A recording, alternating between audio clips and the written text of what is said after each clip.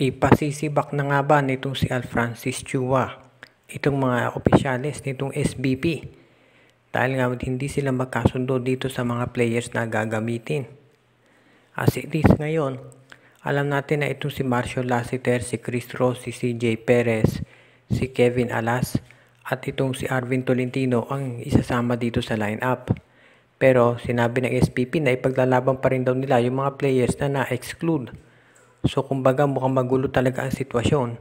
At syempre nakita nga natin dun sa press conference medyo na-frustrate na itong si Alfrancis Chua dahil sa tanong bakit daw sinubmit yung mga players na yon at hindi napanggit si Romeo at Autua at Abueva, Perkins at yung iba pa. Ang sabi nga ni Alfrancis Chua, hindi naman sila ang nag-submit ng list na yon. So yun ang problema ngayon.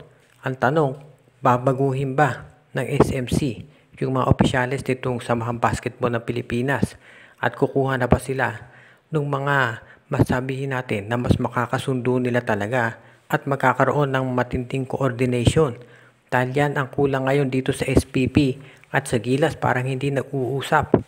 So abangan natin kung ano magiging desisyon dito ni Alfrancis Chua at yung iba pang opisyales ng SMC dahil maliwanag naman sa lahat na SMC na talaga ang nagpapatakbo dito.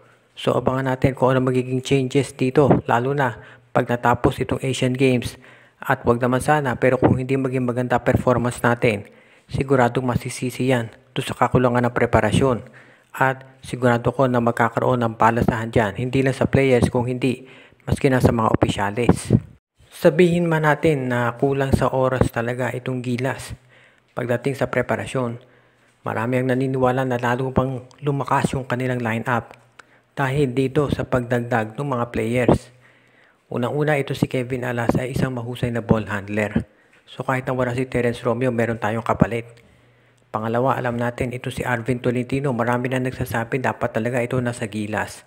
Dahil ito ay isang matinding 3-point shooter. Spot-up shooter to. Kaya bagay na bagay doon. And of course, alam natin si Marcio Lassiter. Ilang beses na yung naglaro para sa Gilas at napatunayan na niya ang kanyang sarili. Si Chris Ross naglaro din doon sa Southeast Asian Games at syempre, mahusay na ball handler at yung depensa niyan hindi matutularan.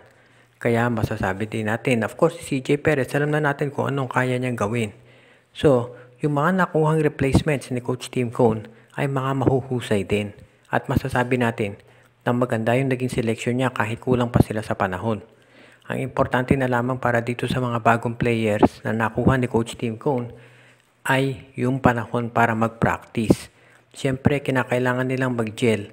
At si Coach Tim Cone mismo nagsabi, yung ibang players dyan, particular na ito si Kevin Alas, ay baka manibago dahil triangle system yung gagamitin nila at hindi na yung dribble drive ni Coach Chot. So, of course, ang problema kasi dito kulang talaga sa oras sa preparasyon. Pero as much as possible daw, confident ito si Coach Tim Cone na mabilis makapag-a-adjust ito si Kevin Alas, pati na yung ibang mga players pagdating dito sa sistema na gusto niyang pairalin. And of course, very confident siya sa capabilities ng mga players na nakuha niya at sa magiging performance ng Gilas.